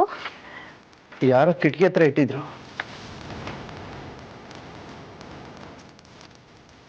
ನಿಮಗೆ ನಿಜವಾಗ್ಲೂ ಯಶೋಧ ಅವ್ರ ಬಗ್ಗೆ ಚಿಂತೆ ಇದ್ದರೆ ನಾಳೆ ತಾತ್ಗುಣಿ ಕ್ಲಾಸ್ ಹತ್ರ ಬಂದು ಕರ್ಕೊಂಡು ಹೋಗಿ. ಯಾರು ಕಳ್ಸಿದ್ದನ್ನ? ಹೆಸರಿಲ್ಲ.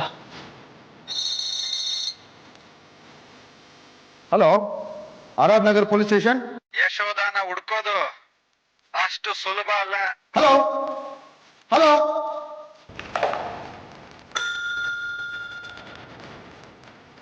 ಸರ್, ಈಗ ಬಂದು ಕಾಲ್ನ ಟ್ರೇಸ್ ಮಾಡಿ. Okay sir. ಸರ್, ಗೇಟ್ ಹತ್ರ ಲೆಟರ್ ಸಿಕ್ತು.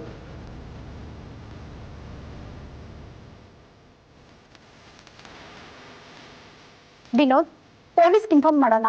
ನಾವಿದ್ರೆ ಹೋಗೋಕ್ಕಾಗಲ್ಲ.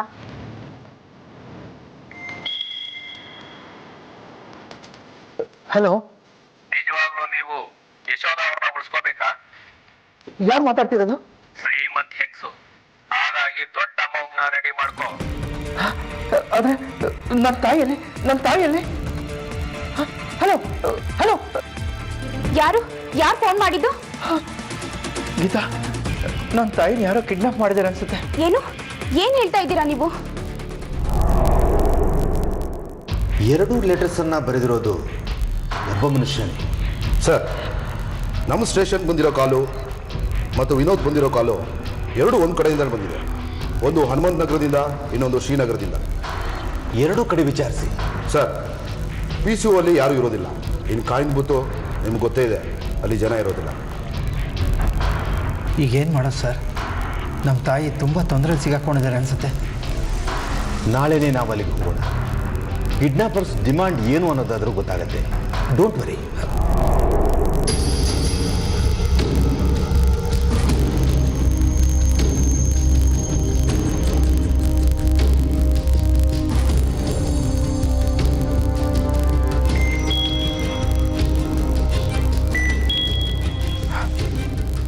ಹಲೋ, ತಾತ್ಗುಣಿ ತಲುಪಿದ್ರ? ಹಾಗೆ ಸ್ವಲ್ಪ ಮುಂದಕ್ಕೆ ಹೋದ್ರೆ ನಿಮಗೆ ಬಲಗಡೆಗೆ ಒಂದು ಪಾಳ ಬಿದ್ದ ಮನೆ ಕಾಣುತ್ತೆ. ಅದ್ರ ಒಳಗಡೆ ಒಂದು ಚೀಲ ಇದೆ, ಅದನ್ನು ತಗೊಳ್ಳಿ. ಹಲೋ, ಯಾರು ನೀವು? ಸರ್, ಏನು ಹೇಳ್ದ? ಸರ್, ಹೀಗೆ ಮುಂದೆ ಹೋದರೆ ಒಂದು ಪಾಳು ಮನೆ ಇದೆ ಅಂತೆ ಸರ್. ಅದರೊಳಗಡೆ ಮೂಟೆ ಇದೆ, ನೋಡಿ ಅಂತ ಹೇಳ್ದೆ ಸರ್. ಸರ್, ನನಗೆ ಯಾಕೋ ಭಯ ಆಗ್ತಿದೆ ಸರ್. ಡೋಂಟ್ ವರಿ, ನಾವಿದ್ದೀವಿ. ಕಮಾನ್ ಕಮಾನ್. ಹತ್ತಿ.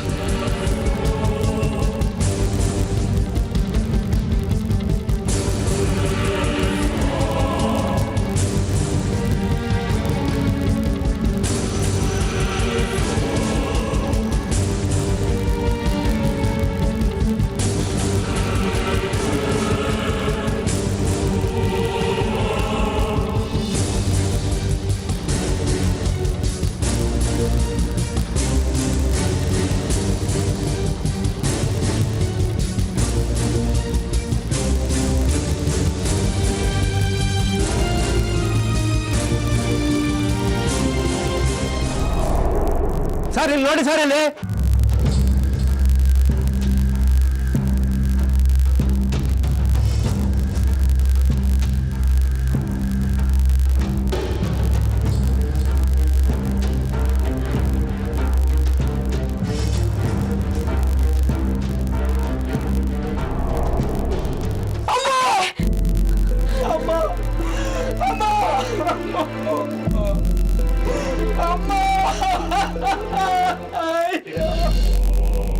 Body full ಕೊಳ್ತಾಗಿದೆ.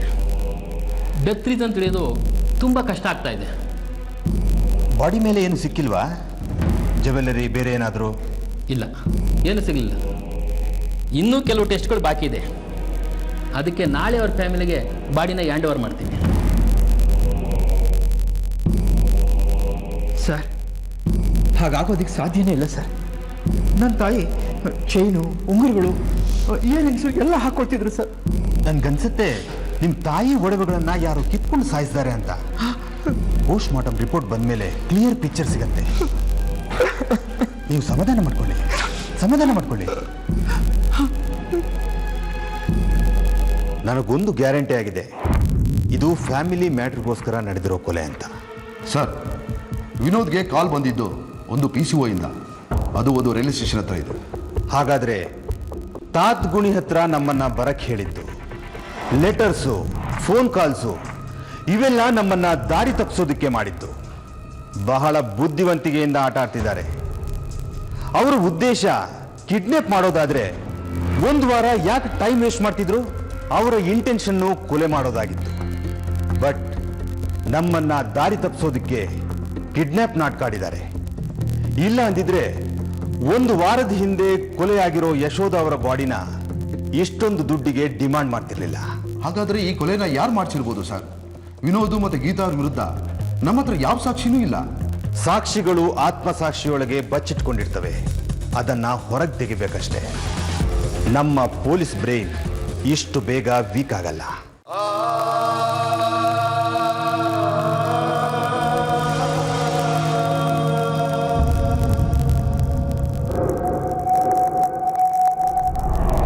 ಅವರ ವಿರುದ್ಧ ನಮ್ಮ ಬಳಿ ಯಾವ ಸಾಕ್ಷಿನೂ ಇಲ್ಲ.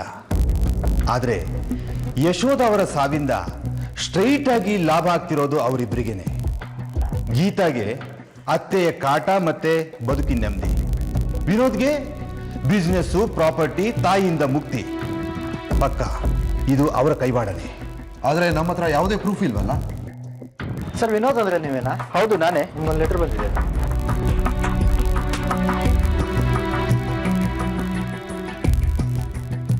ಏನದು? ಕೋರ್ಟಿಂದ ಬಂದಿದೆ. ಏನಂತೆ?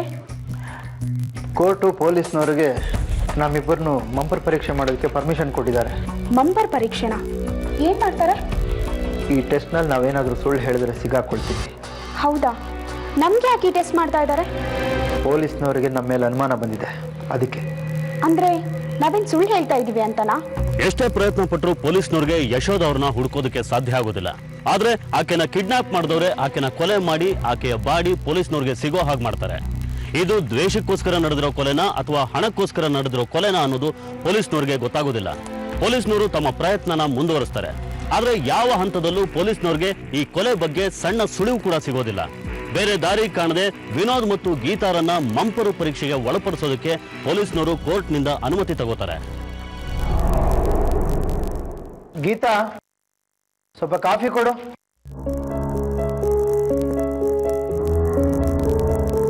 ಗೀತಾ, ಕಾಫಿ ಕೇಳ್ದೆ.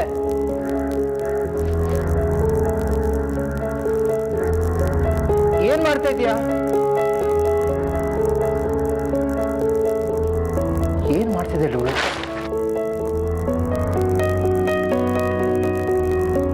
ಗೀತಾ, ಗೀತಾ, ಗೀತಾ, ಗೀತಾ, ಏನಾಯ್ತು ಗೀತಾ?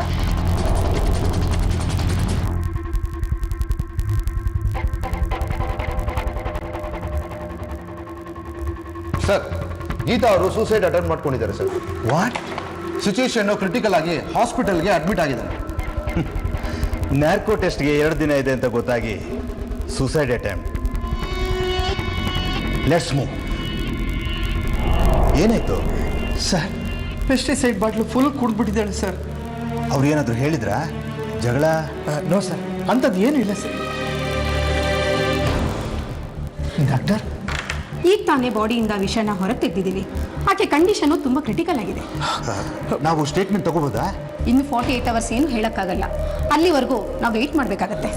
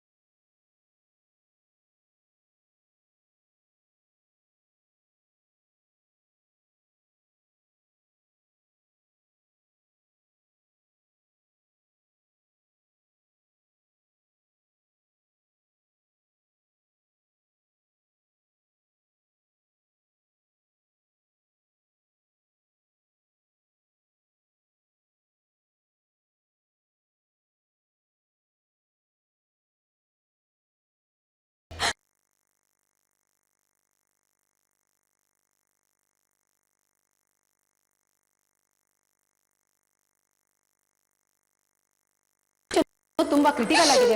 ಪ್ಲೀಸ್ ಬನ್ನಿ, ಡಿಸ್ಟರ್ಬ್ ಮಾಡಬೇಡಿ. ಬನ್ನಿ ಬನ್ನಿ ಬನ್ನಿ.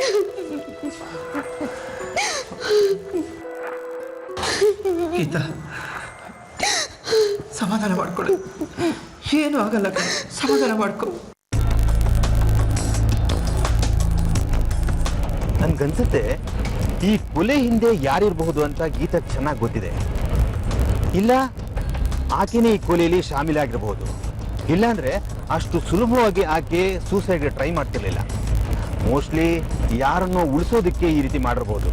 ಇಲ್ಲ ತಾನು ಕೊಲೆ ಮಾಡಿದ್ದು ಪ್ರೂವ್ ಆದ್ರೆ ತನಗೆ ಇನ್ಸಲ್ಟ್ ಆಗುತ್ತೆ ಅಂತ ಹೇಳಿ ಈ ನಿರ್ಧಾರಕ್ಕೆ ಬಂದಿರ್ಬೋದು. ಸರ್, ನಮ್ಮ ಹತ್ರ ಯಾವುದೇ ಪ್ರೂಫ್ ಇಲ್ವಲ್ಲ ಸರ್. ಹಲೋ ಸರ್, ನನಗೊಂದು ಪಕ್ಕಾ ಇನ್ಫಾರ್ಮೇಷನ್ ಸಿಕ್ಕಿದೆ. ಆದರೆ ಅದು ನಿಮ್ಗೆ ಎಷ್ಟು ಮಟ್ಟಿಗೆ ಯೂಸ್ ಆಗುತ್ತೋ ಇಲ್ವೋ ಗೊತ್ತಿಲ್ಲ. ವಿಷಯ ಹೇಳು ಸರ್. ಕೋರ್ಟ್ನಿಂದ ಮಂಪರು ಪರೀಕ್ಷೆಗೆ ಆರ್ಡರ್ ಬಂದಮೇಲೆ ಗಂಡ ಹೆಂಡತಿ ತುಂಬ ಹೆದರಿದ್ದಾರೆ. ಅದು ಗೊತ್ತಿರೋ ವಿಷಯ ತಾನೇ. ಜೊತೆಗೆ ಗೀತಾ ಆತ್ಮಹತ್ಯೆಗೆ ಪ್ರಯತ್ನ ಪಟ್ಟಾಗ ಆಕೆ ನೋಡೋದಕ್ಕೆ ಹಾಸ್ಪಿಟ್ಲಿಗೆ ಆಕೆ ತಂದೆ ತಾಯಿ ಹೋಗಿದ್ರು ಸರ್. ಇದರಲ್ಲಿ ನಮ್ಗೆ ಯೂಸ್ ಆಗುವಂಥದ್ದು ಏನಿದೆ ಸರ್? ಈಗ ಗೀತಾ ತಂದೆ ತಾಯಿ ಮನೆ ಖಾಲಿ ಮಾಡ್ಕೊಂಡು ಓಡೋಗಿದ್ದಾರೆ. ಎಲ್ಲಿಗೆ ಗೊತ್ತಿಲ್ಲ ಸರ್. ಅವ್ರ ಜೊತೆಗೆ ಆ ಮನೆ ಓನರ್ ಕೃಷ್ಣಮೂರ್ತಿ ಇದ್ದಿದ್ದ, ಅವನು ಇದ್ದಾನೆ? ಅವನು ಮನೆ ಬಿಟ್ಟು ಓಡೋಗಿದ್ದಾನೆ ಸರ್. ಓಕೆ ರಾಜೇಂದ್ರ ಅವರೇ, ಸರ್ ಆ ವಿಶ್ವನಾಥ್ ಎಲ್ಲಿದ್ದಾನೆ ಹುಡುಕಿ? Yes sir. ಅವ್ರು ಎಲ್ಲಿಂದ ಬಂದು ಸೇರ್ಕೊಂಡಿದ್ರೋ ಗೊತ್ತಿಲ್ಲ, ಬಟ್ ಸೀರೆ ಬಿಸ್ನೆಸ್ ಮಾಡ್ತಾರೆ. ಆ ಮನೆ ಓನರು ಇಲ್ಲಿಲ್ವಾ? ಇದ್ರು ಇವತ್ತಿಲ್ಲ ಸರ್. ಈ ವಿಶ್ವನಾಥ್ ಮತ್ತೆ ಕೃಷ್ಣಮೂರ್ತಿ ಅವ್ರ ಫ್ರೆಂಡ್ಶಿಪ್ ಹೇಗಿತ್ತು? ತುಂಬ ಚೆನ್ನಾಗಿದೆ ಸರ್. ಕೃಷ್ಣಮೂರ್ತಿ ಅವರಿಗೆ ಮಕ್ಕಳಿಲ್ಲ, ಈ ಒಂದು ಗೀತನ ಚೆನ್ನಾಗಿ ನೋಡ್ಕೊಳ್ತಾ ಇದ್ದಾರೆ ಸರ್. ಇದಕ್ಕಿದ್ದಂಗೆ ಕೃಷ್ಣಮೂರ್ತಿ ಅವ್ರು ಎಲ್ಲೋಗೋರೆ ಅಂತ ಗೊತ್ತಿಲ್ಲ ಸರ್. ಮೊದಲೆಲ್ಲ ಹೇಳ್ಬಿಟ್ಟು ಹೋಗ್ತಿದ್ರಿ ಎಲ್ಲರೂ ಹೋದ್ರೆ. ಮೊಬೈಲ್ ನಂಬರು ಆಫ್ ಆಗಿದೆ. 2 ನಂಬರ್ಗೂ ಕಾಲ್ ಮಾಡಿದ್ರಿ ಸರ್. ಇನ್ನೊಂದು ನಂಬರ್ ಇದೆಯಾ ಅವ್ರ ಹತ್ರ? ಇದೆ ಸರ್. ಆ ನಂಬರ್ ಇದೆಯಾ ನಿಮ್ಮ ಹತ್ರ? ಹ್ಞೂ ಸರ್ ಇದೆ. ಸರಿ, ಆ ನಂಬರ್ ಕೊಡಿ ಸರ್. ಗೀತಾಳ ತಂದೆ ತಾಯಿ ಮನೆಯನ್ನ ಖಾಲಿ ಮಾಡ್ಕೊಂಡು ಹೋಗಿದ್ದಾರೆ. ಅವರಿಬ್ಬರು ಮೊಬೈಲು ಸ್ವಿಚ್ ಆಫ್ ಆಗಿದೆ. ಅಕ್ಕಪಕ್ಕದವ್ರನ್ನ ವಿಚಾರಿಸಿದೆ, ಆದರೆ ಯಾವುದೇ ಸುಳಿವು ಸಿಗಲಿಲ್ಲ. ಮನೆ ಓನರ್ ಕೃಷ್ಣಮೂರ್ತಿ ವಿಷಯ ಗೊತ್ತಾಯ್ತಾ? ಅವನು ನಾಪತ್ತೆಯಾಗಿದ್ದಾನೆ. ಮೊಬೈಲ್ ನಂಬರು ಸ್ವಿಚ್ ಆಫ್ ಆಗಿದೆ. ವಿನೋದನ್ನ ವಿಚಾರಿಸಿದ್ರೆ ಹೆಚ್ಚಿನ ಇನ್ಫಾರ್ಮೇಶನ್ ಸಿಗ್ಬೋದು. ನೋ, ಈಗ ವಿನೋದ್ನ ಎನ್ಕ್ವೈರಿ ಮಾಡಿದರೆ ಅವರು ಅಲರ್ಟ್ ಆಗಿಬಿಡ್ತಾರೆ. ನಮಗೆ ಗೀತಾಳ ತಂದೆ ತಾಯಿ ಮೇಲೆ ಅನುಮಾನ ಬಂದಿದೆ ಅನ್ನೋದು ಅವನಿಗೆ ಗೊತ್ತಾಗಬಾರ್ದು. ಮಗಳು ಎಷ್ಟೊಂದು ಕ್ರಿಟಿಕಲ್ ಕಂಡೀಷನ್ ಇರುವಾಗಲೇ ಇವರು ಮನೆ ಓನರು ಎಲ್ಲ ಕಾಣೆಯಾಗಿದ್ದಾರೆ ಅಂದರೆ ಇದುವರೆಗೂ ನಮ್ಮನ್ನ ದಾರಿ ತಪ್ಪಿಸಿದ ಲಿಂಕು ಇದೇ ಇರಬೇಕು. ಸರ್, ಒಂದು ಗುಡ್ ನ್ಯೂಸು. ಕೃಷ್ಣಮೂರ್ತಿಯವರ ಇನ್ನೊಂದು ಮೊಬೈಲ್ ನಂಬರ್ನ ಟ್ರೇಸ್ ಮಾಡಿದ್ದೀನಿ. ಅದು ಆನಲ್ಲಿದೆ. ಗುಡ್. ಎಲ್ಲಿದ್ದಾರೆ? ಇದೇ ಊರಲ್ಲಿ ಸರ್, ಒಂದು ರಿಸಾರ್ಟಲ್ಲಿ. ರೆಸಾರ್ಟ್ನಲ್ಲಿ ಕೊಡೋ ಟ್ರೀಟ್ ಚೆನ್ನಾಗಿರಲ್ಲ, ನಾವು ಟ್ರೀಟ್ ಕೊಡೋಣ.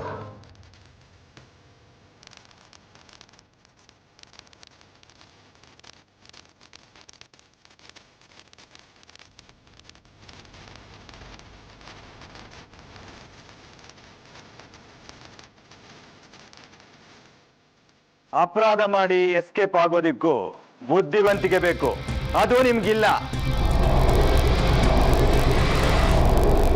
ಮಂಪರ್ ಪರೀಕ್ಷೆಗೆ ಒಳಪಡಿಸ್ತಾರೆ ಅಂತ ಗೊತ್ತಾದ ತಕ್ಷಣ ಗೀತಾ ಆತ್ಮಹತ್ಯೆಗೆ ಪ್ರಯತ್ನ ಪಡ್ತಾಳೆ. ಪೊಲೀಸ್ನವರ ತನಿಖೆಗೆ ಸ್ಪಷ್ಟವಾದ ದಾರಿ ಸಿಗೋದೇ ಇಲ್ಲಿಲ್ಲ. ಗೀತಾ ಆತ್ಮಹತ್ಯೆಗೆ ಪ್ರಯತ್ನ ಪಟ್ಟು ಆಸ್ಪತ್ರೆಯಲ್ಲಿದ್ದು ಆಕೆಯ ತಂದೆ ತಾಯಿ ನಾಪತ್ತೆ ಆಗಿರ್ತಾರೆ. ಅಲ್ಲಿಗೆ ಈ ಕೊಲೆ ಹಿಂದೆ ಯಾರ್ಯಾರು ಇದ್ದಾರೆ ಅನ್ನೋದು ಪೊಲೀಸ್ನವರಿಗೆ ಸ್ಪಷ್ಟವಾಗಿ ಗೊತ್ತಾಗುತ್ತೆ.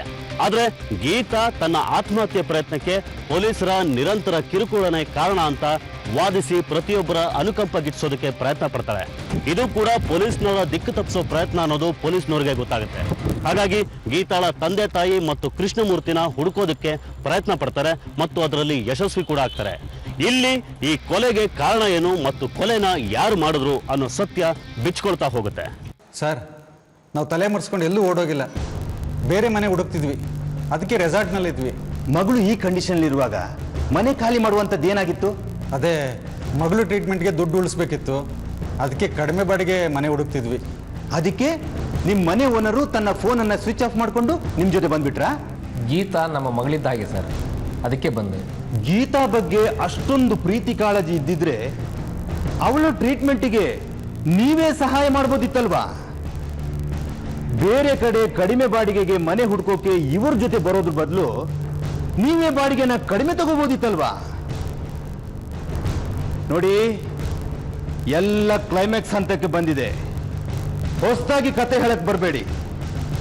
ಹಳೆ ಕತೆನ ಏನ್ ನಡೆಯಿತು ಅಂತ ನೀವಾಗೆ ಹೇಳ್ಬಿಡಿ. ಅದ್ ಬಿಟ್ರೆ ನಿಮ್ಗೆ ಬೇರೆ ದಾರಿನೇ ಇಲ್ಲ.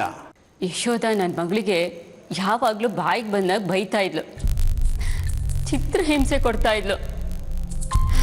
ನನ್ನ ಮಗಳು ನನ್ನ ಹತ್ರ ಬಂದು ಯಾವಾಗಲೂ ಹೇಳ್ಕೊಂಡು ಅಳ್ತಾ ಇದ್ಲು.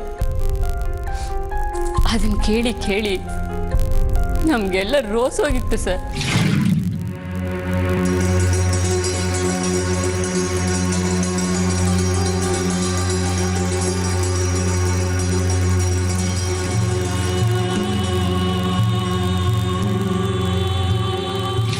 ಹೇಳ್ಕೊಳ್ಳೋಕ್ಕೆ ತುಂಬ ದೊಡ್ಡ ಮನುಷ್ಯರು, ತುಂಬ ಒಳ್ಳೆ ಜನ.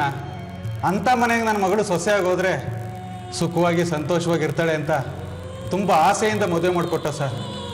ಆದರೆ ಒಂದಿನನೂ ನನ್ನ ಮಗಳು ಅಲ್ಲಿ ಸಂತೋಷವಾಗಿರಲಿಲ್ಲ ಸರ್. ತುಂಬ ಕೆಟ್ಟ ಹೆಂಗಸು ಸರ್ ಅವಳು. ತಾನು ಜನ್ಮ ಕೊಟ್ಟ ಮಗನಿಗೆ ಚಿತ್ರಹಿಂಸೆ ಕೊಡ್ತಾ ಇದ್ನು ಸರ್. ನೀನು ನಮ್ಮ ಮಗಳನ್ನ ಕೇಳಬೇಕಾ ಸರ್? ಅದಕ್ಕೆ ನಮಗೂ ಸಹಿಸಿ ಸಹಿಸಿ ಸಾಕಾಗ್ಬಿಟ್ಟಿತ್ತು ಸರ್. ಅದಕ್ಕೆ ಕೊಲೆ ಮಾಡೋಕ್ಕೆ ನಿರ್ಧಾರ ಮಾಡಿಬಿಟ್ರಾ?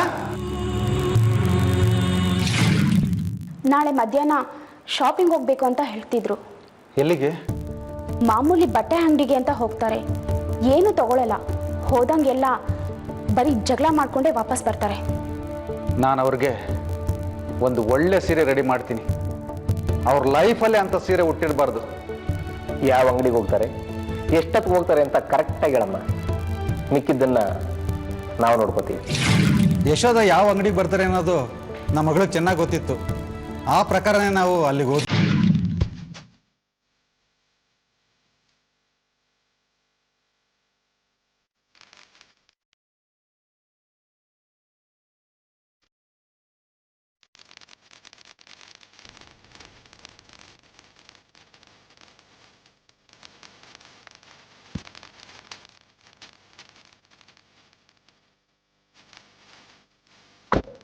ನಮಸ್ಕಾರ. ನಮಸ್ಕಾರ. ಹೇಗಿದ್ದೀರಿ? ಚೆನ್ನಾಗಿದ್ದೀನಿ. ಎಲ್ಲಿ ಕೊಟ್ರಿ? ಸೀರೆ ತಗೊಳ್ಳೋಣ ಅಂತ ಹೋಗಿದ್ದು, ಒಂದು ಇಷ್ಟ ಆಗಲಿಲ್ಲ. ಅಲ್ಲ, ನಮ್ಮ ಸ್ನೇಹಿತರೆ ಎಷ್ಟೊಂದು ಜನ ಸೀರೆ ಬಿಸ್ನೆಸ್ ಮಾಡ್ತಾ ಇದ್ದಾರೆ. ನನಗೆ ಹೇಳಿದರೆ ನಾನು ಕೊಡಿಸ್ತಿರ್ಲಿಲ್ವಾ? ಒಂದು ಫೋನ್ ಮಾಡಿದ್ರೆ ಸಾಕು 100 ಸೀರೆ ತಂದು ಮನೆಗೆ ಹಾಕ್ತಾರೆ. ಬನ್ನಿ ಕೊಡಿಸ್ತೀನಿ. ಇಲ್ಲ. ಅಯ್ಯೋ, ನಮ್ಮ ಮನೆ ಇಲ್ಲಿಂದ ಎಷ್ಟು ದೂರ ಇದೆ ಅಂದ್ಕೊಂಡ್ರಿ? ಅರ್ಧ ಗಂಟೆ ಕೆಲಸ. ಜೊತೆಗೆ ನೀವು ನಮ್ಮ ಮನೆಗೆ ಬಂದು ತುಂಬ ದಿನ ಬೇರೆ ಆಗಿದೆ. ಈ ನೆಪದಲ್ಲಾದರೂ ಮನೆಗೆ ಬಂದಾಗುತ್ತೆ. ಬನ್ನಿ ಹೋಗೋಣ. ಸರಿ, ನಡೀರಿ. ಅತ್ತೆ, ಬ್ಯಾಗ್ ಕೊಡಿ.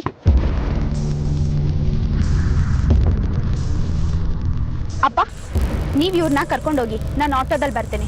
ಆಟೋದಲ್ಲಿ ಯಾಕೆ ಬರ್ತೀಯಾ? ನಮ್ಮ ಜೊತೆಲೇ ಬಾ. ಇಲ್ಲಿ 3 ಜನ ಕೂರೋದಿಕ್ಕೆ ಇಕ್ಕಟ್ಟಾಗುತ್ತೆ. ನೀವು ಆರಾಮಾಗಿ ಬನ್ನಿ, ನಾನು ಬರ್ತೀನಿ. ಅಮ್ಮ, ನೀವಿನ್ ಹೊರಡಿ. ಸರಿ ಮಗಳೇ.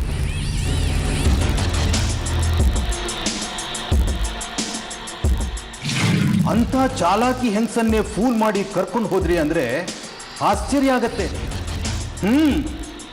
ಎಲ್ಲಿ ಕರ್ಕೊಂಡು ಹೋದ್ರಿ? ಹ್ಯಾಕ್ ಕೊಲೆ ಮಾಡಿದ್ರಿ?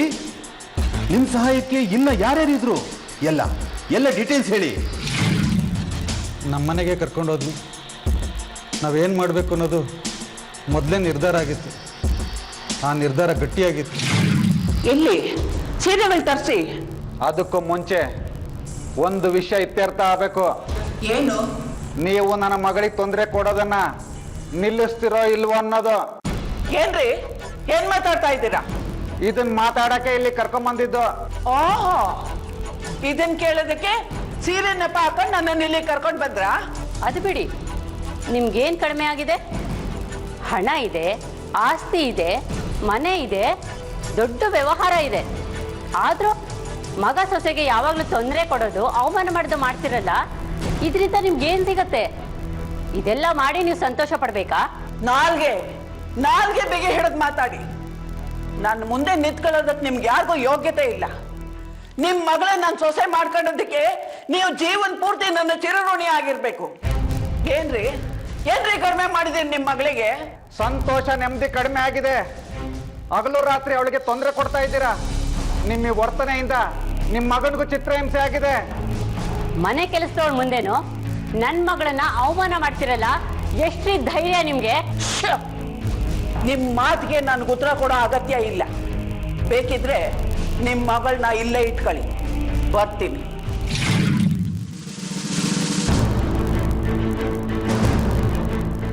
ನಾವು ಕೇಳೋ ಪ್ರಶ್ನೆಗಳಿಗೆ ಸರಿಯಾದ ಉತ್ತರ ಕೊಡ್ಲಿಲ್ಲ ಅಂದ್ರೆ ನಿನ್ನ ಇಲ್ಲಿಂದ ಹೋಗೋದಿಕ್ ಬಿಡಲ್ಲ. ನನಗೆ ಬೆದರಿಕೆ ಹಾಕೋದಕ್ಕೆ ಬಂದ್ರೆ ಇದ್ರ ಪರಿಣಾಮನ ನೀವೆಲ್ಲರೂ ಎದುರಿಸ್ಬೇಕಾಗತ್ತೆ. ನನ್ ಲಿಂಕ್ ಎಲ್ಲೆಲ್ಲಿದೆ ಅಂತ ನಿಮಗೆ ಗೊತ್ತಾ? ಇವತ್ತಿಂದ ನೀನೇ ಇರೋದಿಲ್ಲ. ಇನ್ನು ನಿನ್ನ ಲಿಂಕ್ ಎಲ್ಲಿರುತ್ತೆ? ನೀನು ಒಬ್ಬಳಿಲ್ಲ ಅಂದ್ರೆ ಮನೇಲಿ ಎಲ್ಲರೂ ನೆಮ್ಮದಿಯಾಗಿರ್ಬೋದು. ನೋಡಿ, ನನ್ನನ್ನು ಇಲ್ಲಿಂದ ಮರ್ಯಾದೆಯಾಗಿ ಹೋಗೋದಕ್ಕೆ ಬಿಟ್ರೆ ಸರಿ. ಇಲ್ಲ ಅಂತಂದ್ರೆ ನಾನು ಏನ್ ಮಾಡ್ತೀನೋ ನನಗೆ ಗೊತ್ತಿಲ್ಲ.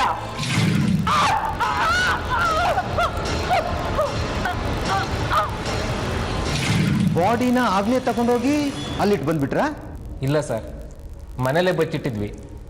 ನಮ್ಮ ಪ್ಲಾನ್ ಪ್ರಕಾರ ಗೀತನೇ ಯಶೋದ ಎಲ್ಲ ಹೋಗಿದ್ದಾರೆ ಅಂತ ಎಲ್ರೂ ನಂಬಿಸಿದ್ಲು. ಕತ್ಲಾದ್ಮೇಲೆ ನಾವೇ ಬಾಡಿನ ತಗೊಂಡೋಗಿ ಅಲ್ಲಿಟ್ಟು ಬಂದ್ವಿ ಸರ್. ಅದೆಲ್ಲ ಸರಿ. ಈ ಬೆದರಿಕೆ ಕರೆಗಳು, ಲೆಟರ್ಸ್ಗಳು ಇವೆಲ್ಲ ಯಾರು ಮಾಡಿದ್ದು? ಬೆದರಿಕೆ ಕರೆಗಳು, ಲೆಟರ್ಸ್ಗಳು ಇವೆಲ್ಲ ಯಾರು ಮಾಡಿದ್ದು? ನಿಮ್ಮ ಯಶೋದನ ನಿಜವಾಗ್ಲೂ ನೀವು ಕಾಪಾಡ್ಕೊಳ್ಬೇಕು ಅಂತಂದ್ರೆ ದುಡ್ಡನ್ನ ರೆಡಿ ಮಾಡ್ಕೊಳ್ಳಿ. ಆಕೆ ಶ್ರೀಮಂತ ಹೆಂಗಸು, ಅದಕ್ಕೆ ತಕ್ಕ ಹಾಗೆ ಕೊಡಬೇಕಾಗುತ್ತೆ. ಯಶೋದಾನ ಹುಡ್ಕೋದು ಅಷ್ಟು ಸುಲಭ ಅಲ್ಲ. ತಾತ್ಗುಣಿ ತಲುಪಿದ್ರ ಹಾಗೆ ಸ್ವಲ್ಪ ಮುಂದಕ್ಕೆ ಹೋದರೆ ನಿಮಗೆ ಬಲಗಡೆಗೆ ಒಂದು ಪಾಳ ಬಿದ್ದು ಮನೆ ಕಾಣುತ್ತೆ. ಅದ್ರ ಒಳಗಡೆ ಒಂದು ಚೀಲ ಇದೆ, ಅದನ್ನು ತಗೊಳ್ಳಿ. ಪೊಲೀಸ್ ಸ್ಟೇಷನ್ಗೆ ಫೋನ್ ಮಾಡಿದ್ದು ನಾನು, ವಿನೋದಿಗೆ ಫೋನ್ ಮಾಡಿದ್ದು ಇವರು. ಇವ್ರ ವಾಯ್ಸ್ ಅವ್ರಿಗೆ ಗೊತ್ತಾಗೋದಿಲ್ಲ ಅಂತ ಹಾಗೆ ಮಾಡಿದ್ವಿ ಸರ್. ಅದು ಸರಿ, ಮರ್ಡರ್ ಮಾಡಿ ಬಾಡಿ ಬಗ್ಗೆ ತಿಳ್ಸಕ್ಕೆ 1 ವೀಕ್ ಯಾಕೆ ವೇಟ್ ಮಾಡಿದ್ರಿ? ಈ ಕಿಡ್ನಾಪ್ ನಾಟಕ ಯಾಕೆ ಆಡಿದ್ರಿ? ಮೊದಲು ನಾವು ನಿಮಗೆ ತಕ್ಷಣ ಬಾಡಿ ಸಿಗುತ್ತೆ, ಆಗ ನೀವು ಯಾರೋ ದರೋಡೆ ಮಾಡಿ ನಂತರ ಕೊಲೆ ಮಾಡಿದ್ದಾರೆ ಅಂತ ದರೋಡೆ ಕೇಸ್ ಬುಕ್ ಮಾಡ್ತೀರಿ ಅಂತ ಅಂದ್ಕೊಂಡ್ವಿ. ಅದಕ್ಕೆ ಅವ್ರ ಮೈ ಮೇಲಿದ್ದ ಒಡವೆಗಳನ್ನೆಲ್ಲ ಬಿಚ್ಚಿಟ್ವಿ. ಆದರೆ ಹಾಗೆ ನಡೀಲಿಲ್ಲ. ಜೊತೆಗೆ ಈ ವಿಷಯನೇ ಡೈಲಿ ಪೇಪರ್ನಲ್ಲಿ ಬರ್ತಾ ಇತ್ತು. ಒಂದು ವಾರದವರೆಗೂ ಬಾಡಿ ಸಿಕ್ಕದೇ ಇದ್ದಾಗ ಇದನ್ನು ಕಿಡ್ನಾಪ್ ಕೇಸ್ ಅಂತ ನಂಬಿಸ್ಬಿಡೋಣ, ಆ ಮೂಲಕ ನಿಮಗೆ ಬಾಡಿ ಸಿಗೋವಾಗ ಮಾಡೋಣ ಅಂತ ಇದನ್ನು ಕಿಡ್ನಾಪ್ ಕೇಸ್ ಅಂತ ನಾಟಕ ಆಡಿದ್ವಿ ಸರ್. ನಿಮ್ಮ ಮಗಳು ಮತ್ತೆ ಅಳಿಯ ಇದರಲ್ಲೇನಾದರೂ ಇನ್ವಾಲ್ವ್ ಆಗಿದ್ದೀರಾ? ಇಲ್ಲ ಸರ್, ನಮ್ಮ ಮಗಳು ಈ ಪ್ಲ್ಯಾನ್ನಲ್ಲಿ ಇನ್ವಾಲ್ವ್ ಆಗಿದ್ಲು. ಆದರೆ ನಮ್ಮ ಅಳಿಯಂಗೂ ಈ ಕೊಲೆಗೂ ಯಾವ ಸಂಬಂಧನೂ ಇಲ್ಲ. ಅದು ಸರಿ, ನೀವು ಮನೆ ಬಿಟ್ಟು ಓಡಿ ಹೋಗೋ ಪ್ಲ್ಯಾನ್ ಯಾಕೆ ಮಾಡಿದ್ರಿ? ಹಾಗೆ ಹೇಳಿದ್ದು ಗೀತಾನೇ. ಅವಳಿಗೆ ಮಂಪ್ರು ಪರೀಕ್ಷೆ ಬಗ್ಗೆ ಭಯ ಇತ್ತು. ಸತ್ಯ ಗೊತ್ತಾದರೆ ಮರ್ಯಾದೆ ಹೋಗುತ್ತೆ ಅಂತ ಆತ್ಮಹತ್ಯೆಗೆ ಪ್ರಯತ್ನ ಮಾಡಿದ್ಲು. ನಾನು ಅವಳನ್ನ ನೋಡೋದಕ್ಕೆ ಹಾಸ್ಪಿಟಲ್ಗೆ ಹೋದಾಗ ಅವಳೇ ನೀವು ಇಲ್ಲಿಂದ ಓಡೋಗ್ಬಿಡಿ, ನನ್ನ ಆತ್ಮಹತ್ಯೆಗೆ ಪೊಲೀಸ್ನವರೇ ಕಾರಣ ಅಂತ ಹೇಳಿ ಇದರಿಂದ ಹೊರಗೆ ಬರ್ತೀನಿ ಅಂತ ಹೇಳಿದ್ಲು ಸರ್. ಮಾಡೋದೆಲ್ಲ ಮಾಡಿ ಕೊನೆಗೆ ಪೊಲೀಸ್ನವ್ರನ್ನ ಕೆಟ್ಟವ್ರನ್ನಾಗಿ ಮಾಡಬೇಕು ಅಂತ ನೋಡಿದ್ರಿ ಅಲ್ಲ? ಒಂದು ಸಿಲ್ಲಿ ರೀಸನ್ಗೋಸ್ಕರ ಆಕೆನ ಕೊಲೆ ಮಾಡುವಷ್ಟು ನೀವುಗಳು ಯೋಚಿಸಿದ್ರಿ ಅಂದರೆ ಆಶ್ಚರ್ಯ ಆಗ್ತಿದೆ. ಮತ್ತೇನು ಮಾಡಬೇಕಾಗಿತ್ತು ಸರ್? ಅವಳು ನನ್ನ ಮಗಳಿಗೆ ಕೊಡ್ತಿದ್ದ ಚಿತ್ರ ಹಿಂಸೆನ ನಮ್ಮಿಂದ ಸಹಿಸೋಕ್ಕಾಗಲಿಲ್ಲ. ಅದಕ್ಕೆ ಹೀಗೆ ಮಾಡಿದ್ವಿ. ಹೇಳಿ ಸರ್, ನಾವು ಮಾಡಿದ ತಪ್ಪ? ಅದನ್ನು ಕೋರ್ಟ್ ತೀರ್ಮಾನ ಮಾಡುತ್ತೆ, ನಾವು ನೀವು ಅಲ್ಲ. ಕಾನ್ಸ್ಟೇಬಲ್ಸ್, ನಮಗೆ ಡೇ 1ನಿಂದನೂ ಅನುಮಾನ ಇತ್ತು. ಈ ಮೊಬೈಲ್ ಕೊಟ್ಟು ಹೋದ ಕತೆ, ಮನೆಗೆ ಬರೋಕ್ಕೆ ದುಡ್ಡು ಇರಲಿಲ್ಲ ಅಂದಿದ್ದು ಎಲ್ಲ ಸುಳ್ಳು ಅಂತ. ನಿಮ್ಮನ್ನ ಈ ಸ್ಥಿತಿಯಲ್ಲಿ ಜುಡಿಷಿಯಲ್ ಕಸ್ಟಡಿಗೆ ತಗೊಳ್ಳೋಕ್ಕಾಗಲ್ಲ. ಸೊ ನೀವು ಹುಷಾರಾಗೋವರೆಗೂ ನಾವು ವೇಟ್ ಮಾಡ್ತೀವಿ. I am sorry Vinod. Vinod, ನನ್ನ ಕ್ಷಮಿಸಿ ವಿನೋದ್. ನಾವಿಬ್ರು ಪ್ರತಿದಿನ ಅನುಭವಿಸ್ತಾ ಇದ್ದೀವಿ ಹಿಂಸೆನ. ನನ್ನ ಕೈಯಿಂದ ಸಹಿಸ್ಕೊಳಕ್ಕಾಗಲಿಲ್ಲ. ನಾವಿಬ್ರು ಸಂತೋಷವಾಗಿರ್ಬೇಕು ಅಂತ ನಾನು ಈ ರೀತಿ ಮಾಡಿದೆ. ನನ್ನ ಕ್ಷಮಿಸಿ ವಿನೋದ್. ಅವ್ರು ನನಗೆ ಜನ್ಮ ಕೊಟ್ಟ ತಾಯಿ ಕಡೆ. ವಿನೋದ್, ವಿನೋದ್, ಕೊಲೆ ಮಾಡೋದಕ್ಕೆ ಅಂತ ದೊಡ್ಡ ಕಾರಣನೇ ಅಲ್ಲ. ಆದರೂ ಕೆಲವೊಂದ್ಸಲ ಸಣ್ಣ ಪುಟ್ಟ ವಿಷಯಗಳು ದೊಡ್ಡ ದೊಡ್ಡ ಅನಾಹುತಗಳಿಗೆ ಕಾರಣ ಆಗ್ಬಿಡುತ್ತೆ. ಜೀವನ ಅಂದ್ರೇನೆ ಹೊಂದಾಣಿಕೆ. ಅದರಲ್ಲಿ ಸ್ವಲ್ಪ ಏರುಪೇರಾದರೂ ಸಂಬಂಧಗಳು ಹಾಳಾಗುತ್ತೆ, ಜೀವನೂ ತೆಗೆದುಬಿಡುತ್ತೆ. ಇಂಥ ಸಮಯದಲ್ಲಿ ವಿವೇಚನೆಯಿಂದ ವರ್ತಿಸದೆ ಕೋಪದ ಕೈಗೆ ಬುದ್ಧಿನ ಕೊಟ್ರೆ ಅದರ ಪರಿಣಾಮನ ಅದಕ್ಕೆ ಸಂಬಂಧಪಟ್ಟವರೆಲ್ಲ ಅನುಭವಿಸ್ಬೇಕಾಗತ್ತೆ. ಇದರಲ್ಲಿ ಯಾರ್ದು ಸರಿ ಯಾರ್ದು ತಪ್ಪು ಅಂತ ಹೇಳೋಕ್ಕಾಗಲ್ಲ. ಅವರವ್ರ ದೃಷ್ಟಿಯಲ್ಲಿ ಅವರವರು ಸರಿಯಾಗೇ ಇರ್ತಾರೆ. ಆದರೆ ಅದನ್ನು ಮೀರಿದ ವಾಸ್ತವ ಅನ್ನೋದೊಂದಿರುತ್ತೆ. ಅದರ ಬಗ್ಗೆ ಯೋಚನೆ ಮಾಡಿದಿದ್ರೆ ಬಹುಶಃ ಯಶೋದಾಳ ಕೊಲೆನೂ ಆಗ್ತಾ ಇರಲಿಲ್ಲ, ಗೀತಾಳ ತಂದೆ ತಾಯಿ ಜೈಲ್ಗೂ ಹೋಗ್ತಾ ಇರಲಿಲ್ಲ. ನೀವು ಕೋಪದ ಕೈಗೆ ಬುದ್ಧಿನ ಕೊಡಬೇಡಿ ಅಂತ ಹೇಳ್ತಾ ಇವತ್ತಿನ ಸಂಚಿಕೆನ ಇಲ್ಲಿಗೆ ಮುಗಿಸ್ತಾ ಇದ್ದೀವಿ.